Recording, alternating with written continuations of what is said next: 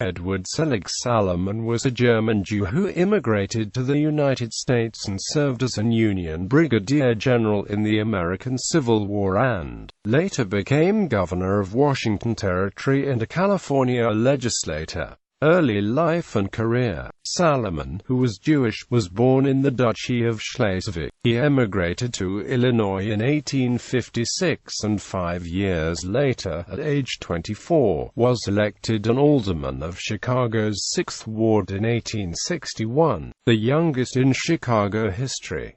Civil War. In July 1861, Salomon was commissioned as a first lieutenant in Colonel Friedrich Hecker's 24th Illinois Infantry Regiment. Disagreements arose between Hecker and some of his officers, after which Hecker and his supporters resigned, including Salomon. Salomon became a civilian again from December 1861 to September 1862. In August 1862, Hecker formed a new regiment, the 82nd Illinois Infantry, or the 2nd Hecker Regiment, composed mainly of German, Jewish, Swedish, and other European volunteers. Salomon joined and was promoted to the rank of lieutenant colonel on September 26, 1862. Salomon became a hero during the Battle of Gettysburg. He had 2 horses shot out from under him and assumed command of the regiment when Hecker was wounded. Fellow immigrant Major General Carl Schurz, his corps commander, described him during the battle. He was the only soldier at Gettysburg who did not dodge when Lee's guns thundered. He stood up,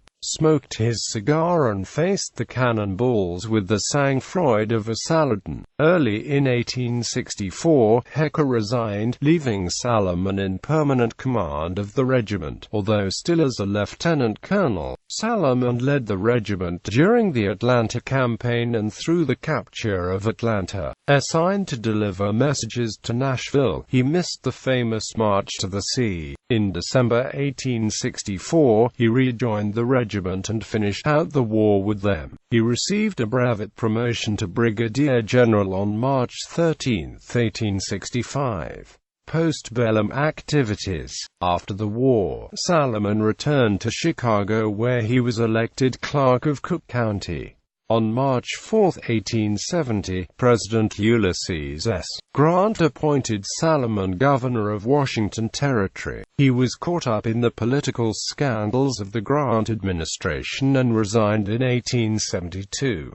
The Pacific Tribune newspaper, commenting on his resignation, lauded his honesty and integrity. General Philip Sheridan led a delegation that presented him with a silver table service in recognition of his fine record of service, high qualities as a citizen, and as a friend.